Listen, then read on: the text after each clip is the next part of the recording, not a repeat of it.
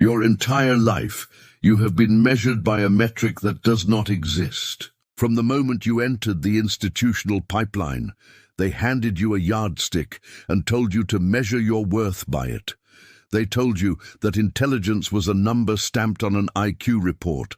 They told you it was a letter grade scrawled in red ink, on a piece of paper, a title printed on a resume, or a credential framed on a corporate wall. They taught you to believe that the faster you could memorize a sequence of dead facts, or the quicker you could solve a standardized problem, the superior your mind was. They lied, and they lied because it was convenient. Standardized metrics do not measure intelligence. They measure compliance. They measure your capacity to operate predictably within a system constructed by someone else. Polite society requires a definition of intellect that produces stable, manageable citizens. It needs individuals who are smart enough to keep the machinery running, but too domesticated to question why the machine was built in the first place. True intelligence has nothing to do with institutional validation. It has nothing to do with being smart in the way a school defines it. True intelligence is leverage. It is survival.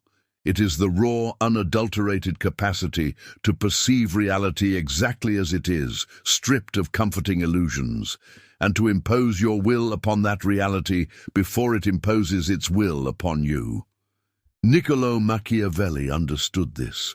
The grand strategists, the creators of empires, and the silent shapers of history have always understood this. While the masses were exhausted, spending their finite energy trying to look smart, a select few were quiet, busy becoming powerful. There exists a hierarchy. It is a hidden ladder of cognitive evolution, an unwritten law of human nature that quietly dictates who navigates the world and who is navigated by it, who creates the scripts and who merely reads the lines.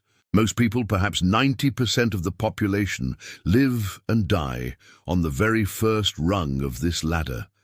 They exist in a permanent fog. They move through their routines under the profound illusion of choice, never realizing they are merely running a software program written by dead architects.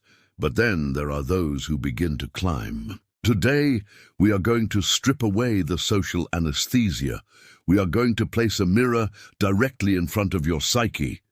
It will be uncomfortable. If you are honest with yourself, it may even be painful, because you are going to see exactly where you stand on this hidden hierarchy. And once you see the architecture of the ladder, you can never unsee it. The faces of the people around you will change. You will begin to notice the invisible strings attached to their limbs. You will recognize the profound silence in their eyes. The only question that matters is this: are you brave enough to look at the reflection, or do you require the comfort of the fog? Level 1. The sleeper reactive automation. Look around you. Walk through a crowded metropolitan street during the morning rush hour. Watch the faces staring into the glowing screens on a subway car. Observe the people standing in line at a grocery store, or sitting in cubicles under buzzing fluorescent lights. What you are looking at is level 1, the sleeper. This is, by a massive margin, the most crowded tier of human civilization. To understand the sleeper, you must realize that a person at this level is not necessarily unintelligent by classical standards. They are often highly capable tools. A sleeper can be a board-certified physician, a corporate attorney, or a senior software engineer. They can possess an impressive IQ score, hold multiple advanced degrees, and be capable of coding complex algorithms or reciting literature from memory. Yet functionally, they are fast asleep. At this level, cognitive capacity is purely reactive. The sleeper does not act. They are continually acted upon. Their life is not a series of conscious choices, but a chain reaction. The alarm rings, they wake up. The traffic flow dictates their mood. The boss issues a command, they obey. The news anchor broadcasts an outrage, they feel angry. The advertisement flashes a lifestyle, they pull out their credit card. The sleeper genuinely believes their opinions are their own. They will look you in the eye and defend their political stances with passion. But if you press them, if you strip away the slogans and ask them why they believe what they believe, their argument collapses. They will parrot a headline they saw on a social media feed. They will repeat a sentiment passed down by their parents. They will default to the consensus of their immediate social circle. They are a biological vessel for other people's ideas. They have traded their critical faculty for the safety of belonging. Machiavelli described this class of humanity with brutal accuracy in The Prince. He wrote, "Men are so simple and so subject to present necessities that he who seeks to deceive will always find someone who allows himself to be deceived." The core characteristic of Level 1 is a total lack of genuine agency, driven by an external locus of control. To a sleeper, everything that happens to them is the fault of an external force, the volatile economy, the corrupt government, or simply bad luck. They view themselves as a perpetual victim of circumstance, drifting down a treacherous river while actively refusing to pick up an oar. Psychologically, the sleeper is fundamentally terrified of autonomy. True freedom is not a gift to them, it is an existential burden. Freedom requires choice, and choice requires responsibility.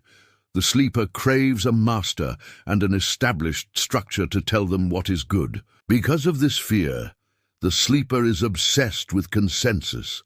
They must poll the crowd before they feel safe experiencing a feeling. They check the comment sections to know how to interpret an event. They monitor cultural trends before choosing what to wear or how to speak. Their greatest fear is not being incorrect. Their ultimate terror is standing completely alone. These are the background characters of history. They populate the infrastructure, but they leave no personal scratch on the surface of reality. They act as biological batteries, powering systems designed by higher levels of intelligence.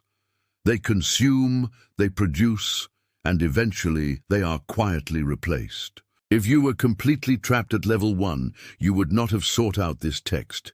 The passive consumer seeks out distractions. But if you are starting to stir, that persistent sensation that your life is a script is your mind attempting to break through the anesthesia.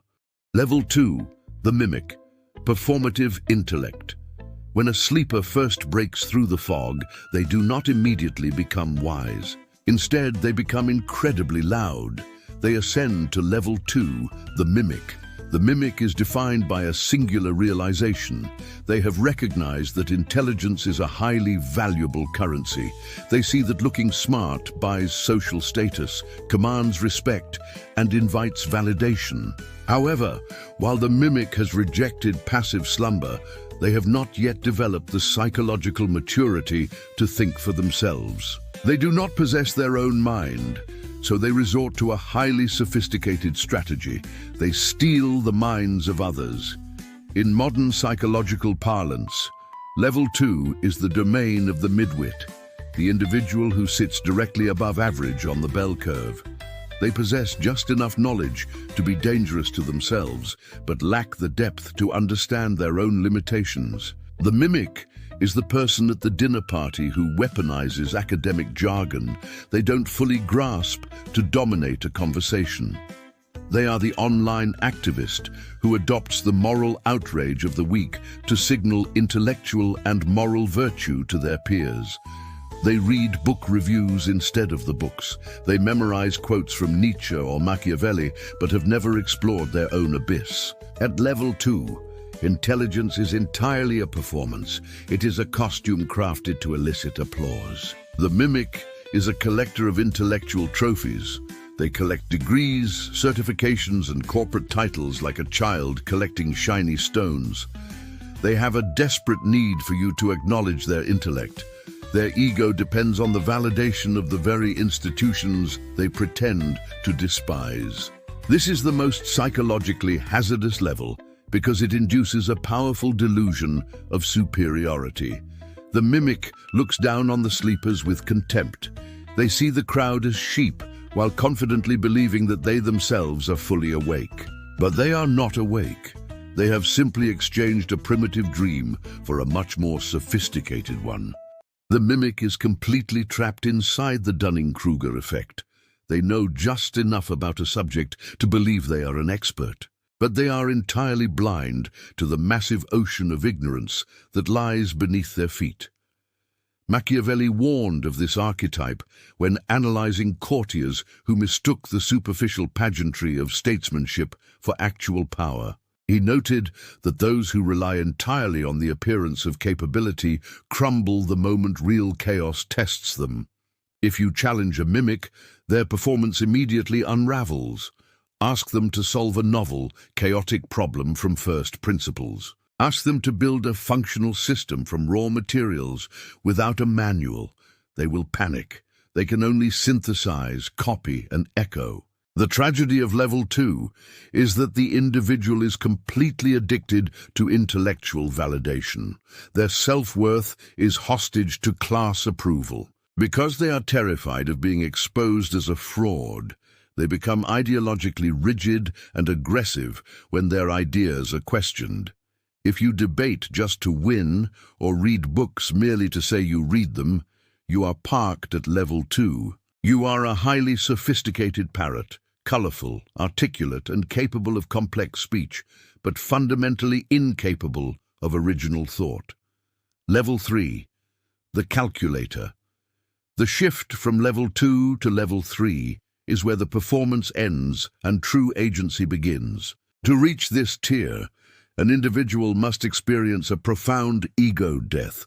They must drop the exhausting need for intellectual validation. The calculator does not care if people think they are smart. They do not care about looking virtuous or winning arguments at dinner parties. They care about one thing and one thing only: winning. The calculator is Machiavelli's fox. The calculator looks out at human civilization, at its laws, its moral systems, its corporate structures, and its social contracts, and makes a cold, clinical observation. These things are not absolute sacred truths handed down by the universe. They are arbitrary rules, incentive structures, and human fabrications. And because they are rules made by humans, they can be calculated, navigated, and bent. Machiavelli famously wrote, "The lion cannot protect himself from traps, and the fox cannot defend himself from wolves. One must therefore be a fox to recognize traps, and a lion to frighten wolves." The calculator is the ultimate fox. They see the traps before anyone else even realizes a game is being played. They analyze reality through a lens of pure incentive structures. They look at their boss, their business partners, and their romantic relationships. And they constantly ask 3 silent questions. What do they want? What are they terrified of losing? How can I utilize this configuration to optimize my position? Intelligence at level 3 is completely transactional, strategic, and devoid of emotional sentimentality. And because of this, the calculator is highly effective. They do not climb corporate or social ladders by working themselves to the bone like the sleeper, nor do they try to impress people like the mimic. They climb by mapping the invisible power structures of the organization. They know exactly who to flatter, who to bypass, when to speak with calculated precision, and when to maintain absolute silence. They understand game theory, cost-benefit analysis, and systemic leverage. However, level 3 contains a dark, deeply isolating psychological trap. When you train your mind to view every interaction as a cold transaction, you inevitably kill the human element within yourself. You stop seeing people. You see chess pieces. You begin to view relationships as utility loops. While this strategic clarity grants you immense material power, it also breeds a profound, chronic paranoia. The calculator is never at peace. Because they operate with constant cunning, they project their own internal world onto everyone else. They assume that their friends, their spouse, and their colleagues are also calculators disguised as humans. They trust absolutely no one. You feel it, don't you? that invisible ceiling. You've mastered the game, you've hit the targets, yet you feel like you're running in a high-tech hamster wheel. This is the trap of the calculator. In this mental prison, every move is a reaction. You're scanning charts, watching competitors, and waiting for the next threat. You are a prisoner of your own hypervigilance, constantly blocking, never attacking, stuck in a cycle of fear. Look around. The luxury, the status, it's hollow. Because a calculator is always looking over their shoulder, terrified of losing what they've tallied. It's success without the soul of a creator, a life spent reacting to others. But everything changes when you trade calculation for command. It starts with an explosion of will, no more hiding in the shadows of data. It's time for the strength of the lion, rising above the noise of the room. Welcome to Level 4, the operator. Here, the rules are mere suggestions. The operator doesn't just play the game, they restructure the board. They decide where the pieces go and how the story ends through pure generative will. In the heart of the chaos, while others wait for the storm to pass, the operator is building. They don't seek certainty, they forge it. They take radical responsibility for every outcome, standing calm as the old structures crumble. This is the weight of high command. It's the willingness to stand alone, to be the source of movement rather than the object of it. It is the transition from a fearful observer to a fearless architect of reality. The world doesn't need more calculators, it needs operators, people with the generative will to move the world. The question is, are you ready to stop calculating and start commanding? Your evolution begins now. At Level 4, intelligence shifts from being analytical to being generative. You're no longer just reacting to reality, you are actively imposing order upon it. People follow the operator, not because they are being subtly manipulated, but because the operator represents a towering lighthouse of clarity in a storm of human uncertainty. They possess an intense, vivid vision, and they have the absolute discipline to march toward it, dragging teams along through the sheer gravity of their competence. Yet the lion possesses a massive, historically fatal flaw: visibility. The operator stands directly at the front of the formation. They take the public credit, they command the stage, and because of this, they take the absolute brunt of the incoming artillery. Their power is fundamentally tied to their personal energy, their presence, and their relentless output. Level 4 is a state of perpetual, grinding exhaustion. The operator carries an entire empire on their back. If their focus wavers for a fraction of a second, the circling wolves will immediately attack. The tragedy of the operator is that they believe they are the absolute king, but they are actually the highest paid servant to their own ambition. They have not yet realized that the most dangerous forces in the human universe are not the ones that roar. They are the ones that are completely silent. Level 5. The puppeteer. Now, we enter the deep, silent waters. Level 5 is the puppeteer. The puppeteer has looked at the exhausted life of the operator and realized a profound truth: direct control is highly inefficient. When you push reality, reality naturally pushes back. When you issue a direct command, you create hidden resentment. When you stand on a podium and declare yourself the leader, you turn yourself into a target for every ambitious calculator in the room. Therefore, the puppeteer steps off the podium and retreats entirely into the shadows. They replace direct power with soft power, asymmetric psychological influence. The puppeteer does not command the lion. They whisper softly into the lion's ear. They understand the deepest, most primitive layers of the human psyche. They recognize that human beings are fundamentally biological machines, driven by two primary evolutionary inputs: desire and fear. The puppeteer never fights human nature. They seduce it. The puppeteer is a master engineer of narrative. They construct social situations, corporate incentives, and interpersonal dynamics, where the final outcome they desire becomes completely inevitable. Yet every single person involved feels as though they made a completely autonomous, free choice. This is the ultimate mastery of plausible deniability. If a massive strategic initiative fails, the puppeteer's name is nowhere to be found on the documentation. If it succeeds, they quietly harvest the macro rewards through intermediaries. They operate entirely through proxies, utilizing the sleepers as labor and the mimics as mouthpieces. Machiavelli captured the essence of level 5 when he wrote, "Everyone sees what you appear to be. Few experience what you really are."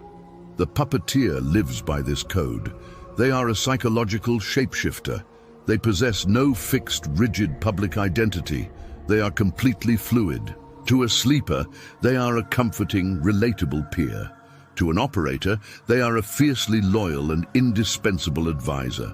To a calculator, they are a reliable, logical business partner.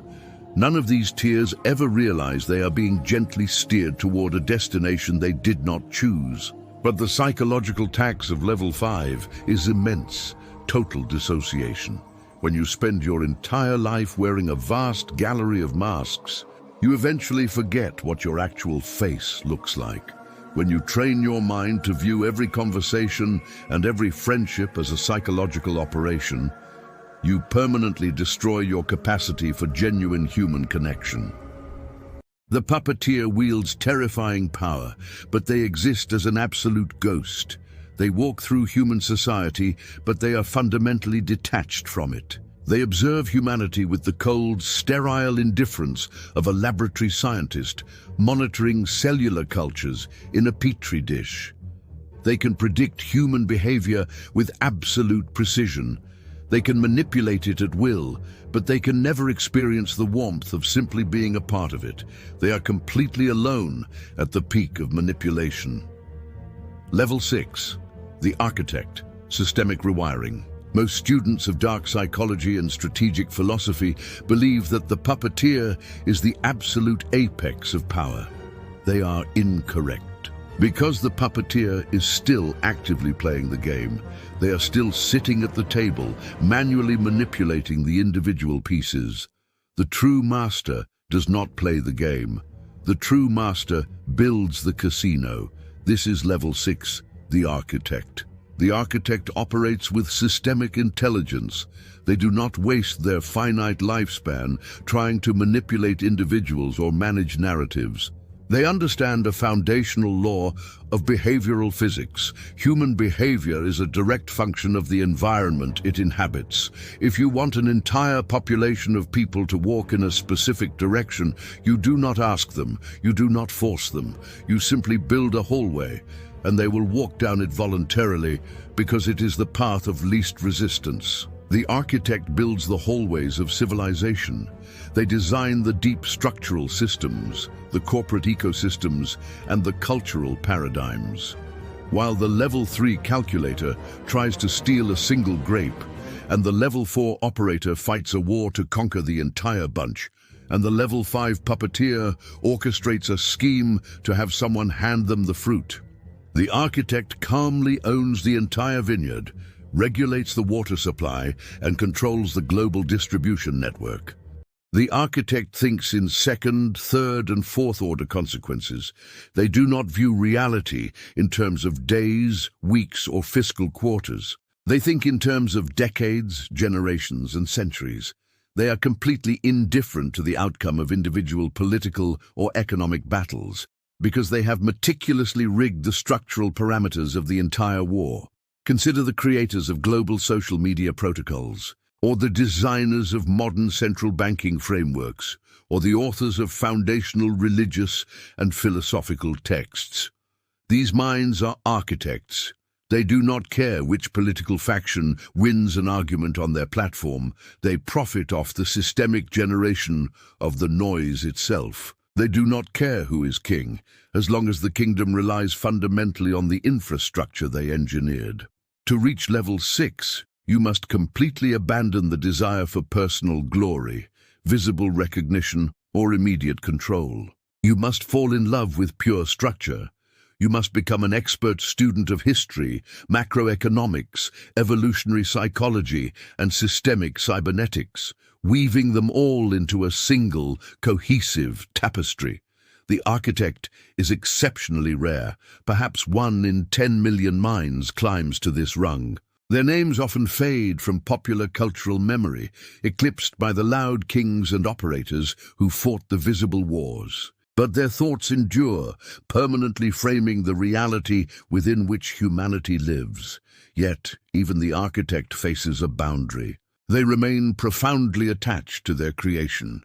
They care deeply if their system functions properly. Their ego is fully projected into their work. If their system experiences structural failure or historical collapse, they suffer. They are still bound to the material world. Bound by the golden chains of their own design. Level 7, the void. There is one final step. A level that is so detached from the human conditioning that it borders on the surreal. The final tier of intelligence is not achieved by adding power. It is achieved through total, radical subtraction. This is level 7, the void. At level 7, you stop being the player, you stop being the puppeteer, and you stop being the architect. You become the silence within which the entire theater operates. This is the state of absolute, unconditional internal sovereignty. The void has mastered the ultimate strategic trait. Complete, unshakable emotional, psychological, and existential detachment from the external world. The individual at this level owns absolutely nothing internally, and therefore they possess everything. You cannot threaten a mind that has fully accepted its own mortality. You cannot bribe a mind that desires absolutely nothing you have to offer. You cannot manipulate an individual who has completely dissolved their own ego, leaving no handles for you to grab, no insecurities to exploit. The void looks down at the architect's intricate systems, the puppeteer's exhausting schemes, and the sleeper's deep slumber, and they smile with absolute peace. They do not see a hierarchy to conquer. They see a cosmic play, a grand game. This is not nihilism. Nihilism is a state of despair born from a lack of meaning. The void is transcendence, a state of profound clarity. Because their vision is completely unclouded by personal desire, they perceive reality with perfect, terrifying accuracy. When they act with flawless efficiency, doing exactly what is required by the moment. Nothing more, nothing less. They are like water. If you attempt to grasp them, they slip effortlessly through your fingers. If you attempt to strike them, they offer no resistance. If you attempt to burn them, they transform into steam, only to rain back down upon your fires later. Machiavelli noted that while half of our lives are governed by our will, the other half is governed by the unpredictable torrents of reality. The mind at level 7